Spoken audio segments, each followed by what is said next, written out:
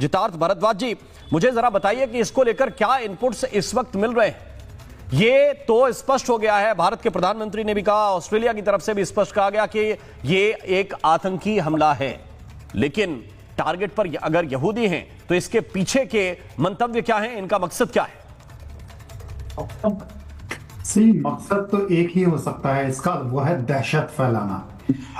Australia में Jews community को target करने का सीधा मतलब होता है इट्स एंटीसेमिटिज्म।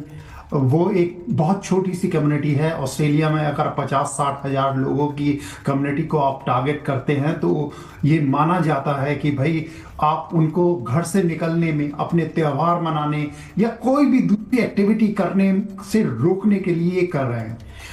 जिस तरह से प्रधानमंत्री ने और न्यू साउथ वेल्स की प्रीमियर ने साफ तौर पे कहा कि हम ज्यूज कम्युनिटी को अकेले नहीं छोड़ेंगे, ऑस्ट्रेलिया का हर नागरिक, ऑस्ट्रेलिया का सारा रिसोर्स, उनकी सुरक्षा, उनको साथ खड़े रखने के लिए तैयार है और उसके लिए वो काम करेंगे। एजीओ के जो ऑस्ट्रेलिया की सुरक्षा एजेंसी है उसके और एएफपी ऑस्ट्रेलियन फेडरल पुलिस दोनों के ही अधिकारियों ने, सर्वोच्च अधिकारियों ने बताया है कि ये इन दोनों हमलावरों में से एक हमलावर उनको वो जानते थे। हाँ, वो हाई प्रोफाइल नहीं था कि वो कुछ एक्ट कर सकता है, मगर he was known to the both New South Wales police and ASIO also, जो उनकी लिस्ट में होता है जिस पे वो नजर रखते हैं, मगर वो आउटर पेरिफेरी में था। अब वो ये पता करने की कोशिश में लगे हैं कि वो आउटर पेरिफेरी में होने के बावजूद इस तरह की घटना को अंजाम कैसे दे दिया। जो उन्होंने गोलियां बरसाई हैं उससे भी ज्यादा भयानक काम करने के लिए तैयारी उन्होंने अपनी कार में की थी, जिसमें आईईडी लगा के तैयारी कर रखी थी कि एक बड़ा धमाका किया जा सके। शायद ये गोलाबारी खत्म करते तो वो अपनी गाड़ी को ले जाके बोंडाई में बहुत सारे रेस्टोरेंट्स के लगातार, अगर आप देखें सड़क के पार 10-15 रेस्टोरेंट्स हैं जहां भीड़ लगी होती है। आज बेहद गर्मी का 30 डिग्री टेम्परेचर का दिन था, तो करीब 4-5 हजार आदमी वहां था। अगर वो बम धमाका हो गया होता तो क्या होता, क्या मंजर होता, इसका अंदाजा आप खुद लगा सकते हैं। अब बात ये आती है कि ये क्यों हो गया, कैसे हो गया। शायद अगर कमेंटेटर एनालिस्ट की बात माने हम तो इसके होने का अंदेशा पिछले 1.5-2 साल से लगातार था। एजीओ के चीफ माइक बर्गस ने भी कहा कि अभी भी ऑस्ट्रेलिया में एक आतंकवादी, इस तरह के टेरर अटैक का संभावना 50-50 है। 50% चांस है कि कभी भी अटैक हो सकता है। अब इन लोगों की आइडियोलॉजी किस तरह की है, क्यों ये नफरत की इस तरह की दुकान यहाँ ऑस्ट्रेलिया जैसे देश में भी अपनी फैलाना चाहते हैं, जो शांतिपूर्ण दुनिया से अलग है, जहाँ बोंडाई जैसा बीच है, जहां लोग मस्ती करने के लिए जाते हैं, जहां लोग आनंद के लिए जाते हैं, वहां आप बंदूक लेके छोटे बच्चे, आपको बता दूं कि 12 लोग जिनकी हत्या की गई है उनमें से 2 माइनर्स भी हैं। बिल्कुल, मैं आता हूं भरद्वाज जी आपके पास लौटकर। मेरे साथ मेजर जनरल बख्शी इस वक्त जुड़े हुए हैं। बख्शी साहब के पास में चलना चाहता हूं। बख्शी साहब, ये हमेशा कहा जाता है कि भाई आप किसी को टारगेट मत कीजिए, किसी के खिलाफ मत बोलिए, कुछ भी ऐसा मत बोलिए जो आप थोड़ा सा कड़वा हो, लेकिन कुछ बातें तो स्वीकार कर लेनी चाहिए ना। कुछ बातें तो मानने का समय आ गया है कि आप कैसे इनको रोकेंगे, कैसे रोकेंगे। हर बार आप कह देंगे कि देखिए एजेंसी कहां थी, पुलिस कहां थी, कहां आपकी इंटेलिजेंस है। यह प्रश्न हमेशा उठाकर इन मामलों को हल्का किया जाता है। अब ऑस्ट्रेलिया के विषय में भी क्या यही कहा जाएगा? नहीं, देखिए ये एक बहुत घृणित कार्रवाई है। 12 निर्दोष लोग मार डाले गए हैं, जिनमें से 2 तो माइनर बच्चे हैं। ये 2 शूटर थे और आप देख रहे हैं, आप बड़ा बखूबी दिखा रहे हैं किस तरह एक हिम्मत वाले नौजवान ने इसको अटैक किया, पीछे से इसे हथियार छीन लिया और बड़ा हादसा जो है वो टल गया।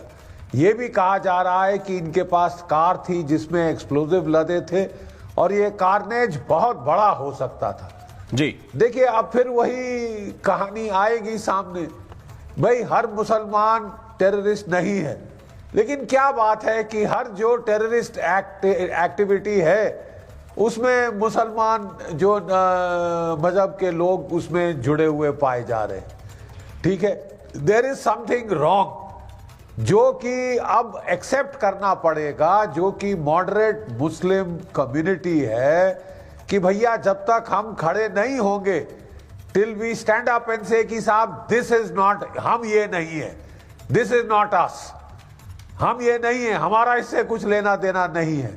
ये घृणित कार्रवाई है और इसके खिलाफ पूरी दुनिया को आवाज उठानी चाहिए, खासकर मॉडरेट मुस्लिम कम्युनिटी को।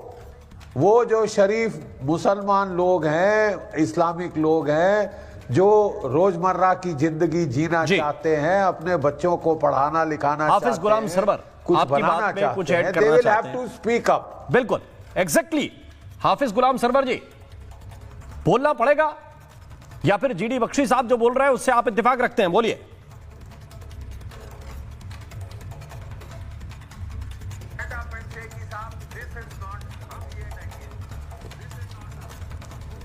सरवर जी सुन रहे हैं क्या आप? आपको आवाज मिल रही है? बोलिए।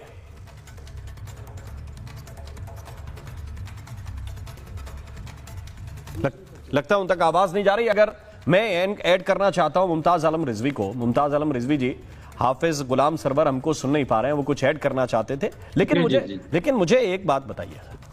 पहले अगर कोई कहे, हर चीज के जस्टिफिकेशन के तरीके आ जाते हैं। भारत में कोई हमला होता है तो पूछते हैं कि भाई कहां होम मिनिस्टर हैं। ऑस्ट्रेलिया में भी हमला हुआ, पूछा जाएगा कहां होम मिनिस्टर हैं, कहां प्राइम मिनिस्टर हैं।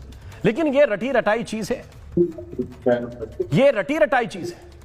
यह हमला क्यों हुआ, इसके पीछे की सोच क्या है? क्यों एक धर्म देखकर लोगों को मारा जा रहा है, चाहे पहलगाम में हो या सिडनी में हो?